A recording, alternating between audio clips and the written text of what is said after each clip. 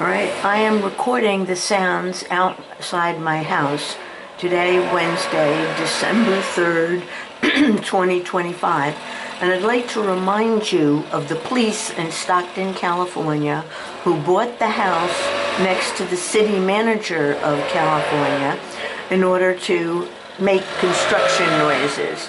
In other words, government gang stalking uses noise as harassment.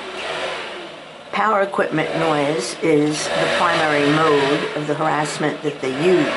Now, am I saying that what's going on now is the harassment of government gang stalking? I never say anyone is a government gang stalker because I'm not a mind reader and I don't know people's intentions.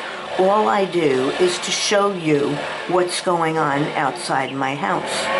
Now, yesterday, there was same-time exit-entry gang stalking as I put garbage in my garbage cans. Yesterday, there was interference on my television set, and we know that electronic interference is part of government gang stalking. That's why I had to stop using my electric door opener because they kept opening my garage door. So now when I want to take my car out of the garage, I have to lock it from behind it. Then I have to leave my house from the front door and go into the car. And when I come back, I have to come into my garage through the front door, walk into the garage, and take the manual lock that I have in the back of my garage door because of the electronic harassment, which includes constantly interrupting my TVs, even blinking the lights in my house. So what they do in government gang stalking? They mob you. They even get people in the neighborhood to mob me on my exits and entries. When I leave my house, because I can no longer use my electric garage door opener, I can be mobbed if I pick up an Amazon package, or if I go out to put out my garbage, I'm mobbed. So this is what happens in government gang stalking. Now, yesterday, December 2nd, I was shocked to see Trump in the Oval Office say that he agreed with waterboarding, a form of torture, and he would even do more. And then today, I looked up on YouTube, and I found many examples when he first came into office of him supporting the Dick Cheney torture policies.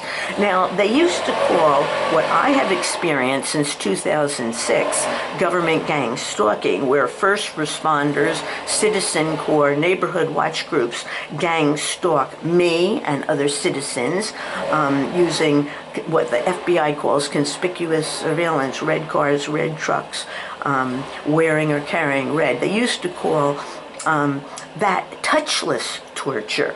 But when you start using neuro-weapons, and I have personally experienced the use of neuro-weapons, which has debilitated my health, what they used to call that touchless torture. But when you start using neuro-weapons, then it's not just mobbing, then it's not just unremitting harassment, then it's not just the use of noise and setting off alarms and playing sirens and all the other things that they do in their program of unremitting harassment, like electronic harassment. No, when they start using neuro-weapons, then it isn't touchless torture anymore. So government gang stalking, it kind of exists on a gradient. First they start with mobbing, conspicuous surveillance. Then the next step is the unremitting harassment, and that's the constant harassment, the noise, the electronic harassment.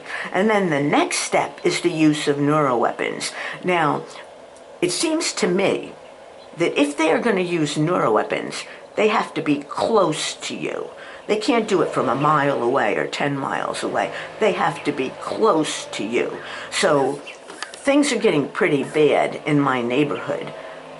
This is Bonnie Calcagno, who has been a government gang stalking target since 2006. And what I'm telling you is to go to my website, stopgangstalkingpolice2.com. And I'm telling you to help me to expose U.S. government gang stalking.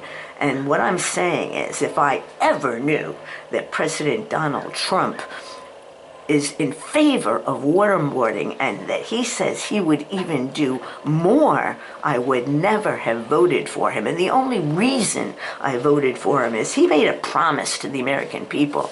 And in that promise, he said that he would stop the weaponization of government. Well, the only thing I see that he's done, he's stopped his weaponization of government directed against him. But he hasn't done a thing to lift a finger to help government gang stalking targets across the United States. He hasn't done a thing to stop touchless torture, as it's called.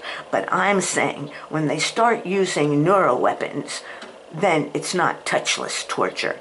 Help expose U.S. government gang stalking. Go to my website, stopgangstalkingpolice2.com. Thank you.